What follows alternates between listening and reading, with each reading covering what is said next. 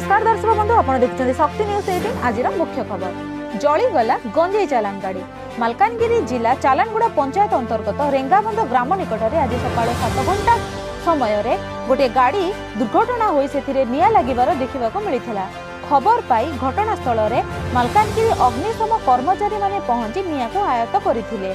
स्थानीय लोकों कहवा अनुसार गाड़ी मालकानगिरी बाहरी सुकमा रास्ता अभिमुखे अतिक्रम करुवा समय रेंगाबंध ग्राम निकट में हठात गाड़ी भारसाम्य हराई रास्ता कड़े गोटे गछरे देहरे पिटी हो जाई दुर्घटनाग्रस्त होइथिला।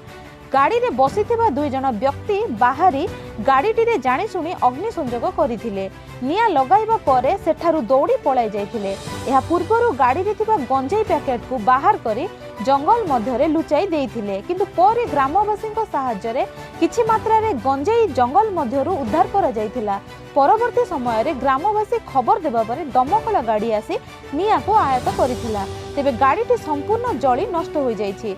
दमकल बाहिनी को जांच समय गाड़ी डोर गुड़िक गंजेई रखा जाइथिबार देखिबाकू मिलिथिला। गाड़ीटी कहार जणा पड़ी नाही। वर्तमान मालकानगिरी थाना पुलिस घटनास्थल पहुंची तदंत आरंभ करिछि।